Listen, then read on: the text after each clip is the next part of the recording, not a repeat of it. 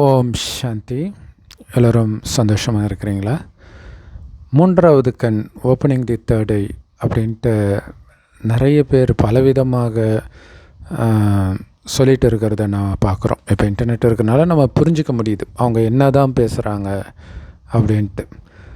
சுழுமுனை நாடி இது குண்டலினி சக்தி ஏற்றுறது அப்படி இப்படின்னு என்னென்னமோ சொல்லிகிட்டு இருக்கிறாங்க. ஆனால் மூன்றாவது கண் அப்படிங்கிறதுக்கும் அவங்க சொல்கிறதுக்கும் எந்த சம்மந்தமும் கிடையாது.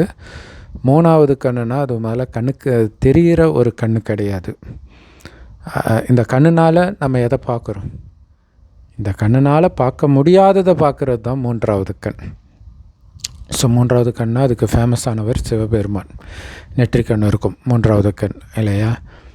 ஸோ பார்வதிக்கும் சில இடங்களில் மூன்றாவது கண் கொடுத்துருப்பாங்க. அந்த மூன்றாவது கண்ணை கொடுக்கறதே சிவபெருமான் தான். சிவபெருமானுடைய வேலையே மூன்றாவது கண் கொடுக்கறது தான். சிவபெருமானுடைய வேலை மட்டும்தான் மூன்றாவது கண் கொடுக்கறது. மனிதர்களால் எல்லாம் கொடுக்க முடியாது. அது என்ன மூன்றாவது கண் அப்படின்னு நீங்கள் தெரிஞ்சுக்கணுன்னா, சிவபெருமான் அந்த மூன்றாவது கண்ணை எதுக்கு பயன்படுத்தினார் அப்படின்னு புராண கதைகளை பார்த்தீங்கன்னா உங்களுக்கு தெரிஞ்சிடும்.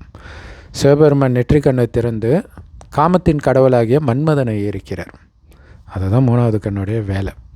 அதே மாதிரி சில அசுரனையும் அந்த மாதிரி எரிக்கிற மாதிரி காட்டுவாங்க.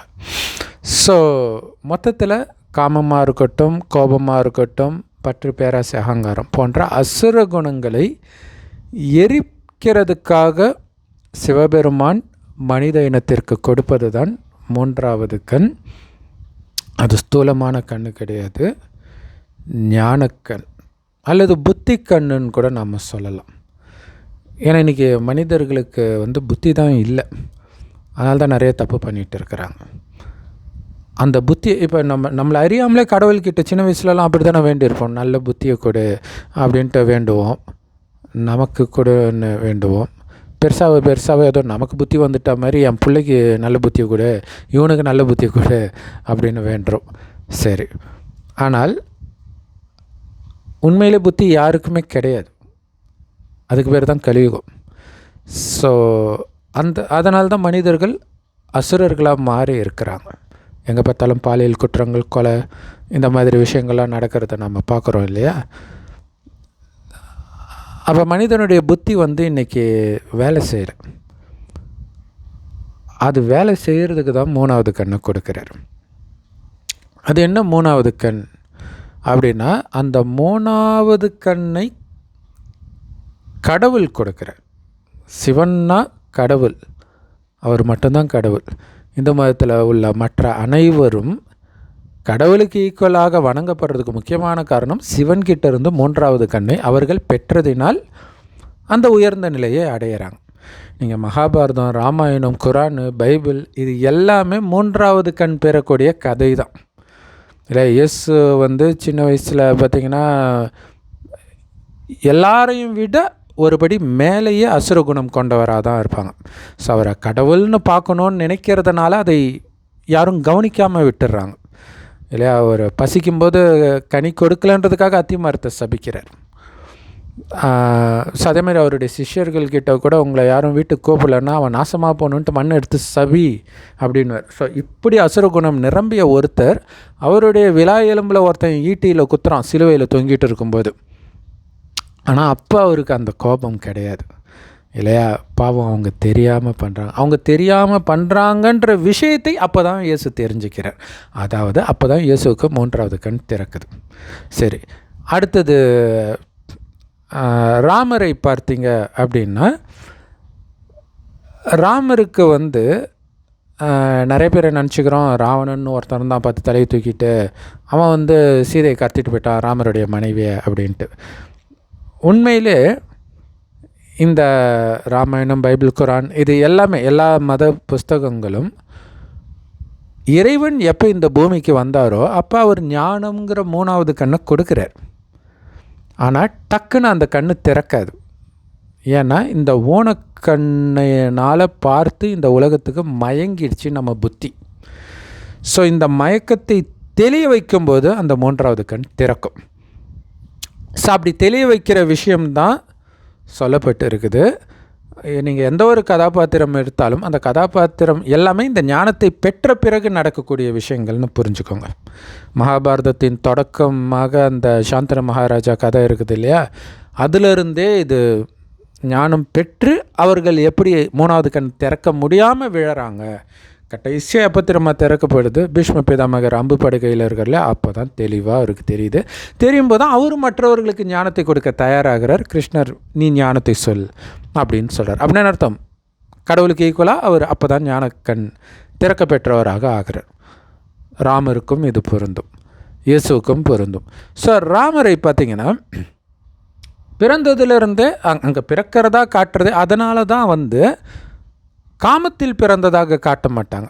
இந்து மதத்தை பொறுத்த வரைக்கும் ஒரு பாயசம் குடித்தாங்க அல்லது நெற்றிக்கண்ணிலேருந்து பிறந்தாங்க, இந்த மாதிரி இருக்கும் இல்லையா. முருகனுக்கு அப்படி தானே, சிவனுடைய நெற்றிக்கண்ணிலேருந்து பிறக்கிறாங்க. ஸோ நெற்றிக்கண்ணாலே ஞானக்கண்ணு தான். ஸோ ஞானத்தை பெறுகிறார். ஆனால் ஞானக்கண் திறக்கப்பட்டவராக அவர் ஆனார் ஆரம்பத்தில் என்ன கிடையாது.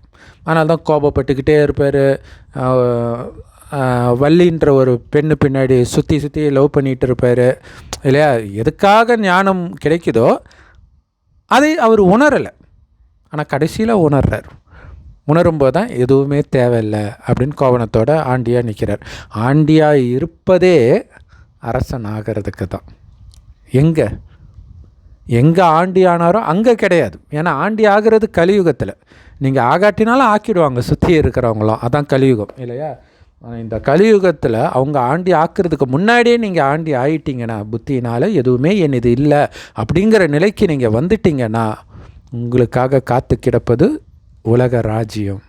ஆமாம், இதே பூமி 5000 வருடத்துக்கு முன்பு இன்றைக்கி இந்துக்கள் வழிபடக்கூடிய தெய்வங்கள் உயிரோட்டமாக வாழக்கூடிய சொர்க்க பூமியாக இருந்தது. 2500 வருடம் சொர்க்கமாக இருந்த இதே பாரதம் அடுத்தது நரகமாக இன்றைக்கி இருக்கிற மாதிரி கொஞ்சம் கொஞ்சமாக மாறிடுச்சு.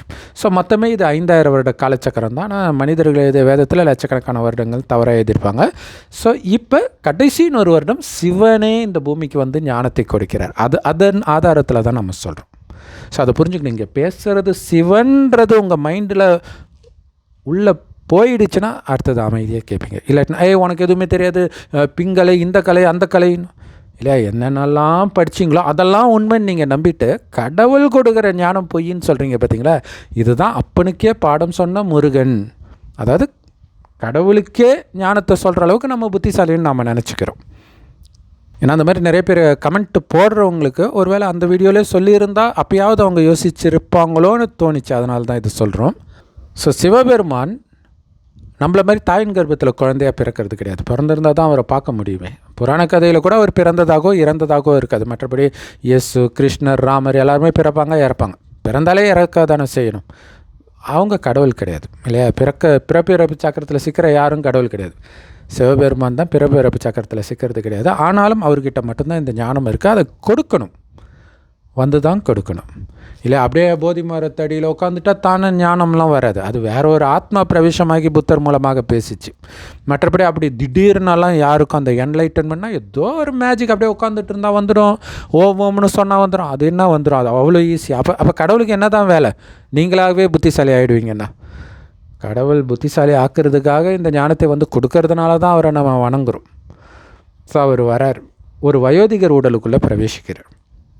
அந்த வயோதிகருக்கு பிரம்மான்னு பேர் வைக்கிறார். அவர் வாய் வழியாக இந்த ஞானத்தை கேட்குற அத்தனை பேரும் பிரம்மா குமாரிகள், அதாவது பிரம்மாவுடைய குழந்தைகள் ஆகிறோம். சிவனுடைய குழந்தை தான், ஆனால் பிரம்மா மூலமாக ஆகிறோம். அது தெரிஞ்சுக்கணும் இல்லையா. சிவனைத்தானே வழிபட போகிறீங்க, எதுக்கு நந்தி சொல்லுவாங்க இல்லையா, சிவனுக்கு நடுவில் எதுக்கு குறுக்க நந்தி. நந்தி இல்லாமல் சிவனுடைய காரியம் நடக்காது.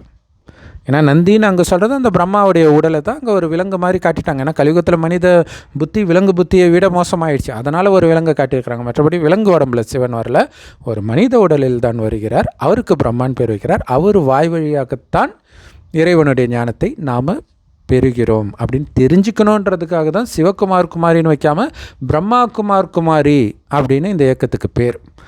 ஸோ பிரம்மா வாய் வழியாக இறைவன் கொடுக்குற ஞானத்தை முரளி அப்படின்னு சொல்லுவோம். எல்லா பிரம்மகுமாரிகள் ராஜயோக தியான நிலையத்திலும் முற்றிலும் இலவசமாக கிடைக்குது. அந்த ஞானத்துடைய சாரம் நீங்கள் அழியக்கூடிய உடம்பு கிடையாது, ஆத்மா. அந்த ஆத்மாவின் தந்தை சிவ பரமாத்மா. அவர் செம்பு நிறமான ஒளி உலகத்தில் நட்சத்திரமாக இருக்கார், ஆத்மா பூர்வ மத்தியில் நட்சத்திரம் மாதிரி இருக்குது. அதனால தான் இங்கே பொட்டு வைக்கிற பழக்கம் இருக்குது. ஸோ சொர்க்கத்தில் தேவதைகளாக நாமளே தான் இருந்தோம் அப்படிங்கிறத நமக்கு ஞாபகப்படுத்தி மீண்டும் நமக்குள்ளே இருக்கக்கூடிய அந்த தெய்வீக குணத்தை எழுப்ப தான் கடவுள் வரார். இதை தான் இறுதியில் கல்லறையிலிருந்து நான் எழுப்புவேன்ட்டு பைபிளில் போட்டிருக்கிறது. மற்றபடி அந்த கல்லறையில் இருக்கிறது இல்லை. நாம் தேவதைன்றது தெரியாமல் மறந்த நிலையில் இருக்குது, செத்து போன நிலை தானே. அசுர குணத்தை அசுரர்கள் நினச்சிட்டு இருக்கிறோம். ஆரம்பத்துலேருந்தே காமம் இருக்குது, கோபம் இருக்குது, அப்படிலாம் கிடையவே கிடையாது. சொர்க்கத்தில் ஆண்களும் பெண்களும் அழகாக தான் இருப்பாங்க. காமம்னா என்னன்னே தெரியாது, மனம் சின்ன சலனம் கூட ஆகாது. அதனால தான் அவங்கள கோயில் கட்டி கும்பிட்றோம் இல்லையா? யோசிச்சு பாருங்கள், அந்த தெய்வங்களுடைய கோயிலில் இருக்கிற சாமியார் ஸ்லைட்டாக ஒரு காமம் சார்ந்த விஷயம் பண்ணால் எப்படி கொதிச்சு எழுறோம். அப்படி இருக்கும்போது தெய்வங்கள் காமத்தில் ஈடுபட்டிருப்பாங்களா? யோசிச்சு பார்க்கணும். ஸோ அப்படிப்பட்ட தெய்வீக நிலைக்கு இப்போ நாம் போகணும்னா அதுக்கு மிகப்பெரிய எதிரியாக இருக்கிறது காமம். ஆனால் அந்த காமம் வருவதற்கு முக்கியமான காரணம் உங்களை உடம்புன்னு புரிஞ்சுக்கிட்டது. ஆனால் சொர்க்கத்தில் உடல்னு புரிஞ்சிக்க மாட்டீங்க. இதை இயக்கக்கூடிய ஆத்மானான்ற உணர்வில் இருப்பீங்க. ஒருவரை ஒருவர் ஆத்மான்னு பார்த்து பேசுவீங்க. அதனால் சதா ஆனந்தம் இருக்கும். ஏன்னா ஆத்மாவுடைய உண்மையான குணம் ஆனந்தமும் அமைதியும் உள்ளிருந்தே வரும். இன்றைக்கி எப்படி? நீ அமைதியாக இருந்தால் நான் அமைதியாக இருப்பேன், நான் நினைக்கிற மாதிரி இருந்தால் அமைதியாக இருப்பேன். இதெல்லாம் நடக்கிற காரியமா கலியுகத்தில்?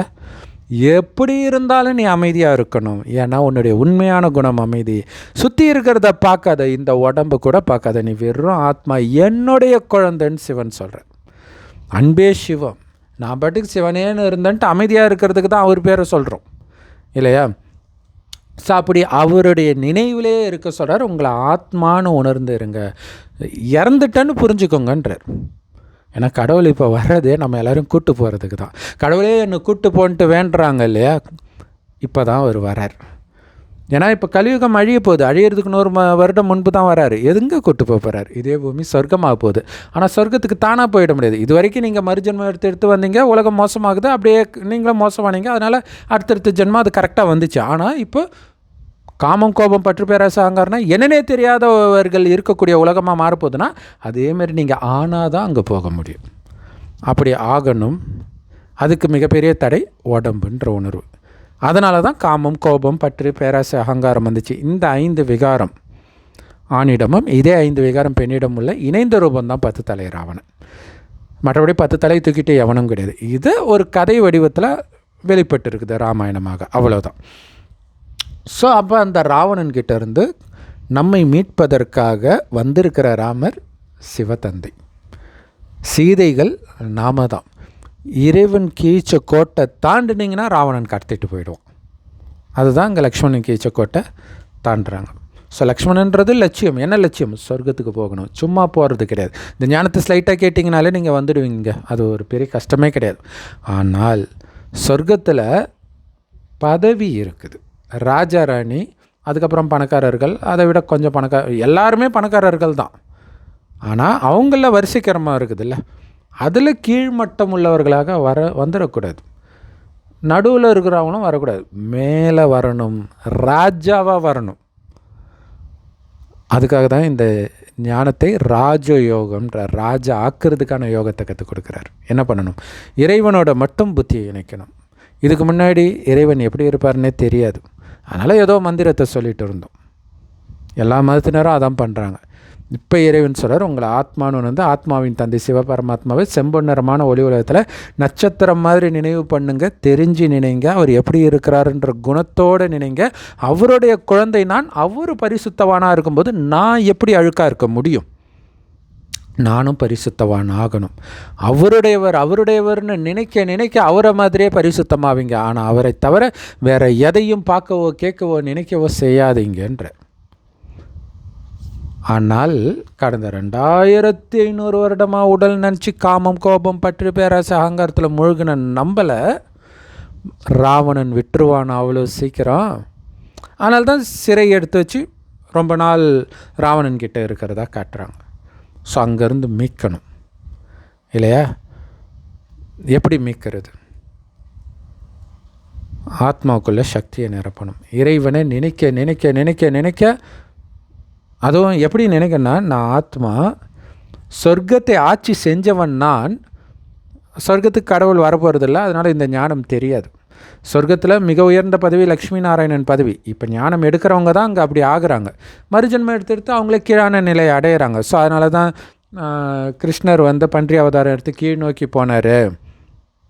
பிரம்மா அன்னப்பறவையில் மேல் நோக்கி போனார் சிவனுடைய அடியை தேடி அப்படின்னு சொல்கிறாங்க இல்லையா. ஏன்னா கிருஷ்ணராக பிறந்துட்டோன்னா அவர் தான் நாராயணன். கல்யாணம் ஆன பிறகு அந்த ராஜ பதவி பேர் நாராயணன். ஆனால் வேதங்களில் இப்படியெல்லாம் சொல்லப்பட்டிருக்காது. சரி, அப்படி இருக்கிறவங்க தான் மறுஜன்மம் எடுத்து கீழ்நிலையை அடையிறோம். இப்போ அந்த கிருஷ்ணராக இருந்தவர் தான் கடைசி ஜென்மத்தில் பிரம்மாவாக ஆகிறார். அதாவது இறைவன் அவருக்குள்ளே பிரவேசமாகி பிரம்மான் பேர் வைக்கிறார்.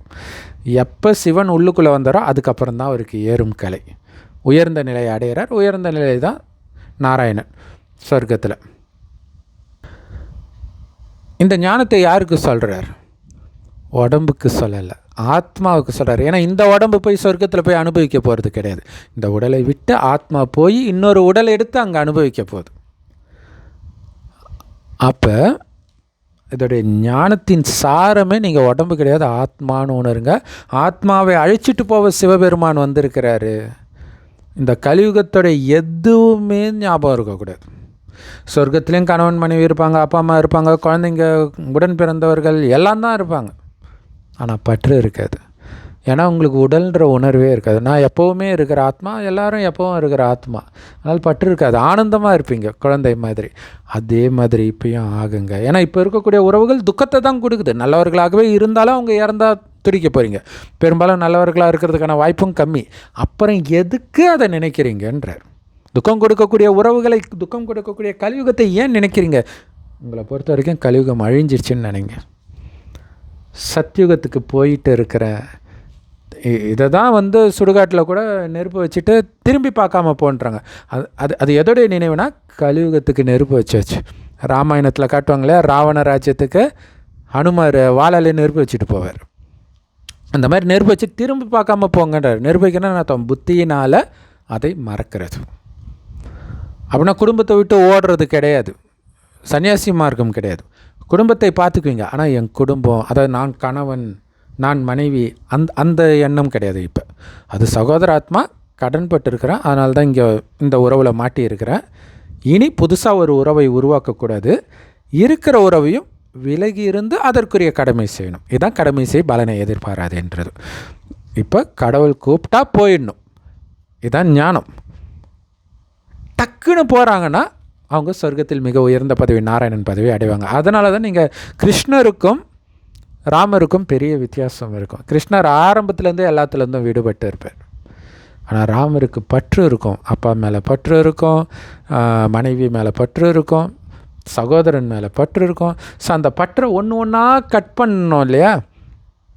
ஸோ அது ஃபுல்லாக கட் பண்ணிவிட்டால் மூணாவது கண் திறந்துடுச்சின்னு அர்த்தம். ஆனால் அவருக்கு திறக்கலை. எப்போ தெரியுமா திறக்குது? திடீர்னு ஒரு டைமு, அதாவது சீதை ராவணன் கடத்திட்டு போகிறான், சண்டை போட்டு வராங்க. இதெல்லாம் நிஜத்தில் நடக்கலை, அதை புரிஞ்சுக்கோங்க. பட் ஏதோ ஒரு கதையாக வெளிப்பட்டு இருக்குது. எல்லாமே இப்போ இருக்கக்கூடிய விஷயம், இப்போ ஞானம் எடுக்கிறவங்களுடைய விஷயம். எல்லோரும் ஒவ்வொரு விதமாக முயற்சி இருக்கும் இல்லையா. ஸோ அப்போ மனைவி மேலே பற்று இருக்குது, அப்பா அம்மா மேலே பற்று இருக்குது, ராவணனோட சண்டை போடுறான், இந்த மாதிரிலாம் வருது. அதுக்கு பிறகு வராங்க, வந்த பிறகும் ஒரு சந்தேகம் வருது, இந்த மாதிரி. அப்புறம் மறுபடியும் போயிடுறாங்களா. அதோடைய அர்த்தம் என்னென்னா காமத்தை அப்போ தான் வெல்றாருன்னு அர்த்தம். அடுத்தது காமத்தை மற்றபடி துரத்திட்டாங்கன்னு அர்த்தம் கிடையாது. மனைவின்ற உறவை துரத்திட்டார், மனைவியை துரத்தலை, அந்த உறவு கட்டாயிடுச்சு, அதாவது காமம் கட்டாயிடுச்சு. அப்போ என்ன, ஒரு ஆணும் பெண்ணும் ஒன்றா இருக்கிறாங்க, காமம் இல்லைன்னா என்ன உறவு? சகோதரன் சகோதரி உறவு இல்லையா. ஆனால் காமத்தை வென்றாச்சு, பற்று இருக்கும்ல. அதுதான் கடைசியில் பாருங்கள், யம தர்மன் வரான், நான் உங்களை அழைச்சிட்டு போக வந்திருக்கிறேன், விதி முடியுது. அப்போ ராமர் சொல்கிறாரு, நான் கூட உங்களை கொஞ்ச நாளாக நினச்சிட்டு தான் இருந்தேன், சரி உங்களுக்கு ரெடினா வாங்க, இல்லைன்னா இருந்துக்கோங்க அப்படின்னு யமதர்மன் சொல்கிறார். இல்லை போயிடலாம், நான் தயாராக தான் இருக்கிறேன் அப்படிங்கிறார். ஆனால் அந்த நேரத்தில் யமதர்மனோட சந்திக்கும் போது அவர் வேறு ஒரு வேஷத்தில் வருவார். நீ நானும் தனியாக பேசணும், அதனால் யாரும் வரக்கூடாது, வந்தால் அவங்களுக்கு கொலை தண்டனை கொடுக்கணும் அப்படின்ட்டு யமதர்மன் சொல்கிறார். ராமரும் சரி ஓகே அப்படின்ட்டு தம்பியை வந்து காவலுக்கு வெளில நிற்க வைப்பார், யாரையும் வரவிடாமல் பார்த்துக்கோங்கன்ட்டு. அப்போ ஒரு முனிவர் வராரு, துர்வாச முனிவர் கோபக்காரர், அவரை விடலைன்னா அவர் சபிச்சிடுவார். அதுக்கு பேசாமல் நானே போய் எனக்கு மரண தண்டனை வந்தால் பரவாயில்லன்ட்டு. அப்படி உங்களுக்கு அந்த கதை பாருங்களா, உண்மையிலே எதை சொல்ல வராங்களோ அதை விட்டுட்டு வேறு ஒரு விஷயத்துக்கு போயிடும். இந்த இறைவனுடைய ஞானம் அந்த சாரத்தை பிடிச்சிக்கிட்ட கதையை பார்க்கும்போது தான் உங்களுக்கு புரியும். சரி, இப்போ வந்துட்டாரா, வந்தவுடனே ஏன் லக்ஷ்மணா வந்த அப்படின்னு அப்படியே பதறிடுவார். அப்படின்னா என்ன அர்த்தம், மூணாவது கண் திறக்குது போகிறதுக்கு அப்படின்னா என்ன அர்த்தம், அந்த ஞானம் வருது. ஒரு பற்று காமம் எல்லாத்தையும் கட் பண்ணும்போது இறைவனையே நினச்சிட்டு போகிறதுக்கு தயாராகிற நேரத்தில் ஏதோ ஒரு டெஸ்ட் பேப்பர் வரும்.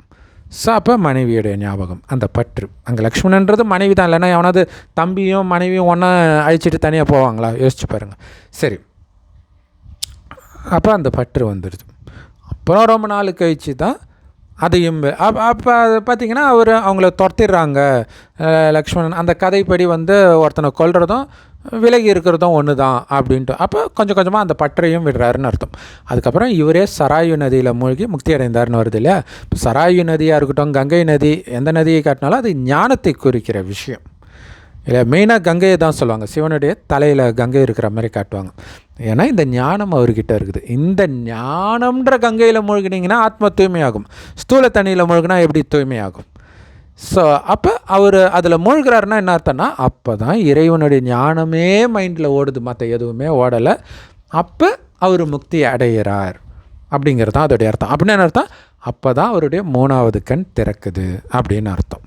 சரி, இது ராமாயணத்தை வச்சு சொல்லியாச்சு. இப்போ நம்மளை வச்சு சொல்லலாம். ஜென்ரலாக மூன்றாவது கண் திறக்கிறதுனா எப்படி இருக்கும் அப்படின்னா, இப்போ ஒருத்தரோடு நீங்கள் பேசுகிறீங்க அப்படின்னா, ஒரு ஆண் பெண் இருந்தால் அது ஒரு மயக்கம் இருக்கும். அந்த மயக்கத்தை அழிக்கணும். காமம் தான் மிகப்பெரிய எதிரி. ஸோ அதை வெல்லணும். ஏன்னா சொர்க்கத்தில் காமம் இருக்காது. அதனால தான் சொர்க்கம் அவ்வளோ சுகம் நிரம்பியதாக இருக்குது. அங்கேயும் காமம் இருந்தால் என்ன வருது? ஸோ அப்போ காமத்தை வெல்லணும்.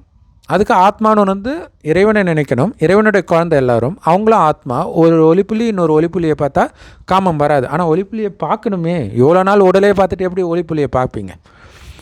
ஸோ அப்போ இறைவன் சொல்கிறார், ஒன்று ஒலிப்புள்ளியை பார்க்கணும், ஆத்மாவை பார்க்கணும். அடுத்தது அது உன்னுடைய சகோதரன் அல்லது சகோதரி. ஏன்னா கடவுளுடைய குழந்தை, சகோதரன் சகோதரி இச்சையாக பார்த்தா எவ்வளோ அசிங்கம். ஆதாமுடைய குழந்தைங்க அண்ணன் தங்கச்சி தானே, அவங்க எப்படி காமத்தில் ஈடுபட்டு அடுத்த ஜென்ரேஷன் வந்ததுன்னு நம்ம நக்கல் அடிக்கிறோம்ல. உண்மையில் அந்த ஆதாமுடைய குழந்தைங்க நாம தான். பிரம்மாவைத்தான் நாங்கள் ஆதாம் சொல்கிறது, ஆதி மனிதன் சொல்கிறாங்களே. இறைவன் மூலமாக புது உலகம் இப்போ படைக்கப்படுது. இதெல்லாம் சூக்ஷ்மமாக நடக்கிற விஷயம், குழந்தை பெற்றுக்கிற விஷயம் கிடையாது. தத்தெடுக்கிறார் இறைவன் குழந்தைகளை. எதுக்கு? ஆஸ்தியை கொடுப்பதற்காக பிரம்மா மூலமாக தத்தெடுக்கிறார். ஸோ இங்கே என்ன பண்ணணும் அப்படின்னா, ஆத்மானு பார்க்கணும். ஆனால் பார்க்க முடியல அப்படின்னா இன்னொன்றும் பண்ணலாம். என்னென்னா, எப்போவுமே ஆத்மா தான். இங்கே புல்லாகி பூண்டாகி சொல்கிறாங்களே, அப்படிலாம் கிடையாது. மனிதனாக தான் பிறப்பான். ஆனால் ஆனா பெண்ணாக மாறி மாறி தான் பிறப்பான். ஒரு ஜென்மமான் ஒரு ஜென்மம் பெண், இப்படி மாறி மாறி ஆணுடல் பெண்ணுடல். ஆனால் அந்த உடல் நீங்கள் கிடையாது, ஆத்மா. அதில் கவனம் இருக்கணும்.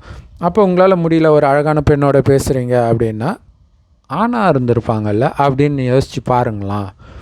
அவங்களுடைய அந்த பேசுகிற ஸ்டைலை ஒரு ஆண் பேசுகிற மாதிரி நினைங்களா, உங்களுக்கு ஆனந்தமாக இருக்கும். அங்கே காமமும் கட் ஆகுது இல்லையா? ஸோ அப்படி மாற்றலாம். அடுத்தது, ஒரு பெண்ணாக இருந்தால் அவள் எப்போவுமே அழகாகவே இருக்க போகிறது கிடையாது. கொஞ்ச நாளில் வயசாகும். சின்ன வயசில் இருக்கும்போது வேறு மாதிரி இருக்க போகிறா. ஸோ இதெல்லாம் நினைங்க. அப்புறம் இதுக்கு முன் ஜென்மத்தில் எப்படி இருந்திருப்பாங்க அப்படி நினைங்க. இங்கே சாதாரண பொண்ணாக இருக்கும், ஒரு காலத்தில் மகாராணியாக இருந்திருப்பாங்க, மகாலட்சுமியாகவே சொர்க்கத்தின் தேவதையாகவே இருந்திருப்பாங்க. ஸோ அதையெல்லாம் ஒரு சுற்றிட்டு வாங்க. அதேமாதிரி ஆணாக நாராயணனாக இருந்திருக்கலாம், ராமராக இருந்திருக்கலாம். ஸோ இப்படியெல்லாம் நினைங்க. அப்படி நினைக்கும்போது அவங்கள உயர்வாக பார்ப்பீங்க, இச்சையாக பார்க்க மாட்டீங்க. கோயிலில் அம்மன்னு நீங்கள் வந்து இச்சையாக பார்க்குறீங்க, எவ்வளோ தான் அழகாக இருந்தாலும். இவர்களுடைய நினைவு சின்னம் தானே. அப்படி நீங்கள் அவர்களை உயர்வாக பார்க்கும்போது அவர்களுக்கே அந்த கீழான எண்ணங்கள் வராது. உங்களுடைய எண்ணம் ஸ்ட்ராங்காக இருக்கும்போது அவர்களுடைய எண்ணத்தையும் கட் பண்ணி உயர்வானதாக மாற்றும். அந்த சக்தி இருக்குது. ஸோ அதுதான் நம்ம சொன்னோம், புத்தியின் கண்ணை திறக்கிறது அப்படின்ட்டு. ஸோ இதை வந்து நீங்கள் மைண்டில் சுற்றிக்கிட்டே இருக்கணும். மொத்தத்தில் நிகழ்காலத்தில் மயங்கக்கூடாது. இதுதான் விஷயம். காமம் மட்டும் எதிரி கிடையாது. கோபம், பற்று, பேராசை, அகங்காரம். இப்போ உங்களுக்கு ஒருத்தன் வந்து துக்கம் கொடுக்குறான், துரோகம் பண்ணுறான், சொத்து அபகரிப்பு நடக்குது, இந்த மாதிரி விஷயம்லாம் இருக்கும்போது அவங்கள பார்க்கும்போது உங்களுக்கு கோபம் வரும் இல்லையா? இதெல்லாம் நிகழ்காலத்தில் ஒரு விஷயம் நடக்குது. ஆனால் கடந்த காலத்துக்கு போயிடணும். வள்ளலார் சொல்கிறார் இல்லையா, ஞானிகள் ஒரே நேரத்தில் முக்காலத்தையும் பார்ப்பார்கள்ன்ட்டு. ஸோ அந்த ஞானத்தை இப்போ தான் இறைவன் கொடுக்குறார். சொர்க்கத்தின் தேவதையாக இருந்தோம், அப்புறம் நரகத்தில் வரும்போது கூட ஆரம்பத்தில் நல்ல பணக்காரர்களாக உலகம் நல்லா தான் இருந்திருக்கும். பாவம் செய்ய ஆரம்பிக்கிறோம். பாவம்னா அந்த காமம், அதுவும் மனைவியோட. இப்படி தான் இப்போ ஒரு 2 தலைமுறையாக தான் பாவங்கள்லாம் கொஞ்சம் அதிகமாக ஆரம்பிக்குது. ஸோ அப்போ பல ஜென்மம் உங்களுக்கு வேலைக்காரர்களாக இருந்தவர்கள் தான் இப்போ உங்கள் குடும்பத்திலேயே அப்பா அம்மாவா, உடன் பிறந்தவர்களா, அல்லது உங்கள் வீட்டு வேலைக்காரியாக கூட. ஏன்னா எல்லாருமே துரோகம் பண்ணுறதை பார்க்குறோம் இல்லையா, இதெல்லாம் நடக்கும். ஸோ அப்போ இந்த நேரம் கோபம் வரும் இல்லையா, வர விடக்கூடாது. ஏன்னா இது கலியுகத்துடைய குணத்தை தூண்டுது. நான் சத்தியுகத்தை, கலியுகம் அழிந்து சத்தியுக சொர்க்கம் வரப்போகுது. ஸோ அங்கே போயிட்டு இருக்கிற அந்த குணம் தான் இருக்கணும். அப்போ இவர்கள் அங்கே எனக்கு வேலைக்காரர்களாக போகிறாங்க. அங்கே போனோடனே ஆட்டோமேட்டிக்காக அவங்களுடைய குணம் நல்லா தான் இருக்கும். சொர்க்கத்துக்கு வந்தால், வரலைன்னா கூட நரகத்தில் உங்களுக்கு வேலைக்காரர்களாக வருவாங்க. எப்படியா இருந்தாலும் ஆரம்பத்தில் நல்லா தான் இருப்பாங்க. ஆத்ம சக்தி இழக்க இழக்க மயக்க நிலை வர வர தான் மோசமான குணங்கள் வரும், காமம் உட்பட. ஸோ காமம் வர வர தான் மற்ற குணங்கள் வருது. ஸோ இதையெல்லாம் புரிஞ்சிக்கிட்டு நீங்கள் அப்படி பார்க்கும் பொழுது அப்போ அவங்க உங்களுக்கு நல்லவர்களாக தானே இருந்திருப்பாங்க. இப்போவுமே கூட ஆரம்பத்தில் அவங்க நல்லவங்களாக தான் இருந்திருப்பாங்க. கொஞ்சம் கொஞ்சமாக முன்ஜென்மத்து அசுர குணங்கள்லாம் தூண்டப்படும். ஸோ இதெல்லாம் தெரிஞ்சுக்கிட்டு கருணையாக பாருங்கள். ஏன்னா இது மட்டும் கிடையாது, ஆரம்பத்தில் நல்லவர்களாக இருந்தால் மட்டும் கிடையாது. உலகம் அழியும் பொழுது அப்போ அவர்களுக்கு காட்சி கிடைக்கும், என்னென்ன பாவம் செஞ்சோம். அடுத்த கல்பத்தில், இந்த 5000 வருட காலச்சக்கரன்றது ஒரு கல்பம், இதில் என்ன நடக்குமோ அதே தான் திரும்ப திரும்ப நடக்கும். திரும்ப அவங்க என்னென்ன பதவி அடைவாங்கன்னு காட்டுவாங்க. யாருடைய சொத்தை அபகரித்தாங்களோ அவங்க பல ஜென்மத்துக்கு இவங்களுக்கு வேலைக்காரங்கள் ஆக போகிறாங்கன்றத விட பெரிய தண்டனை என்ன இருக்குது யோசிச்சு பாருங்கள். துடிப்பாங்க, அவங்களுடைய குணம் அப்படியே மாறும் கண்ணு முன்னாடி பார்க்கும்போது. அதை பாருங்கள். நல்லவர்களாக இருந்தார்கள், நல்லவர்களாக மாற போகிறாங்க. நடுவில் இடைப்பட்ட காலத்தில் ஒரு மயக்கத்தில் இருக்கிறாங்க, உடல்ன்ற உணர்வில். ஸோ இதை புரிஞ்சு நீங்கள் பார்க்கும்போது அவர்களை அறியாமல் கொஞ்சம் கொஞ்சமாக அவங்களுடைய பாவத்திற்கேற்ப கொஞ்சம் கொஞ்சமாக அந்த மயக்கத்திலேருந்து தெளிவார்கள். அப்படி உங்களால் மயக்கத்தை தெளிந்தவர்கள் சொர்க்கத்துக்கு ஞானம் எடுத்தால் வருவாங்க, வரல அப்படின்னாலும் நரகத்தில் எப்படியும் வருவாங்க இல்லையா. நரகத்தில் தான் பக்தி இல்லம் ஸ்டார்ட் ஆகும். அப்போ உங்களுடைய கோயிலில் உங்களுக்கு தீவிரமான பக்தர்களாக இருப்பாங்க, உங்களுக்கு வேலைக்காரர்களாகவும் இருப்பாங்க, உங்களுக்கு தீவிர பக்தர்களாகவும் இருப்பாங்க. யோசிச்சு பாருங்கள். ஆனால் இப்போ உங்களுடைய தெய்வீக குணத்தை அப்படியே மெயின்டைன் பண்ணும். என்ன ஆனாலும் ஆடாமல் அசையாமல் அமைதியாக இருக்கிறதுனால, உங்களுக்கு துக்கம் கொடுப்பவர்களும் நல்லா இருக்கணுன்ற சுபமான எண்ணம் வைக்கிறதுனால உங்களுடைய பதவி ஏறிக்கிட்டே இருக்கும் சொர்க்கத்தில். அந்த நிலை கடைசியில் இயேசுவுக்கு வர்றதாக அந்த கதையில் காட்டப்பட்டு இருக்குது. அதுவுமே நிஜத்தில் நடந்தது கிடையாது. ஸோ அப்போ இவங்க என்ன பண்ணுறாங்கன்னு தெரியல, மன்னிச்சிடுங்க அப்படின்னு சொல்கிற அந்த நிலையை அடையிறார். அந்த நிலை இப்போவே நமக்கு வருது அப்படின்னா அதுதான் 3வது கண் திறந்த நிலை. மற்றபடி உடம்புக்குள்ளே என்னமோ, உடல்ன்றதே மறக்கிறதா 3வது கண். இவங்க உடம்புக்குள்ளே என்னென்னமோ ஆகும், இங்கே அண்ணாக்கிலேருந்து அப்படியே அமிர்தம் சொட்டும், அப்படி இப்படின்னு கலர் கலராக விட்டுட்டு இருக்கிறாங்க. இதில் நடக்கவும் செய்யும். ஏன்னா உங்கள் பாவனைக்கு ஏற்ப இப்போ பாருங்கள், முருகன் கண்ணை திறக்கிறது, இது மாதிரி நிறைய அற்புதங்கள் நடக்குது. அதெல்லாம் பக்தி மார்க்கத்தின் விஷயம், அதனால் எந்த நன்மையும் கிடையாது. தற்காலிகமாக சந்தோஷப்பட்டுக்கலாம், அவ்வளோதான். இதனால் ஆத்மாவுடைய பாவம் அழிய போகிறதில்ல, உங்களுடைய ஏழ்மை மாற போகிறதில்ல, சொர்க்கத்துக்கு நீங்கள் வரப்போகிறதும் கிடையாது. ஸோ அதனால் சத்தியம் மட்டுமே உரைக்கிற சிவபெருமான் இப்போ சொல்லிகிட்டு இருக்கிறார். 5000 வருஷத்துக்கு ஒரே ஒரு முறை தான் இறைவனுடைய ஞானம் கிடைக்கும். மற்றபடி இதுவரைக்கும் நீங்கள் படித்ததெல்லாம் பல வருடங்களாக, ஆயிரக்கணக்கான வருடங்களாகவே இருக்குது. மறுபடியும் அடுத்த கல்பத்தில் அதை படிக்க தான் போகிறீங்க. அதை படித்து கீழ்நிலையை தான் அடைஞ்சிருக்கிறோம். இறைவனுடைய ஞானத்தின் மூலமாகத்தான் மீண்டும் சொர்க்கத்திற்கு போக போகிறோம். ஸோ சொர்க்கத்துக்கு வரப்போகிறீங்களா, 3வது கண்ணை திறந்து, அல்லது ஒவ்வொரு கல்பத்திலும் மீண்டும் மீண்டும் நரகத்தில் கஷ்டம்தான் பட போகிறீங்களா அப்படிங்கிறது உங்கள் கையில் தான் இருக்குது. உங்கள் விதியை நீங்கள் தான் எழுத போகிறீங்க. எழுதக்கூடிய பேனாவைத்தான் இறைவன் இப்போ உங்கள் கையில் கொடுத்துருக்கிறார். ஓம் சாந்தி. தேங்க்ஸ் ஃபார் வாட்சிங்.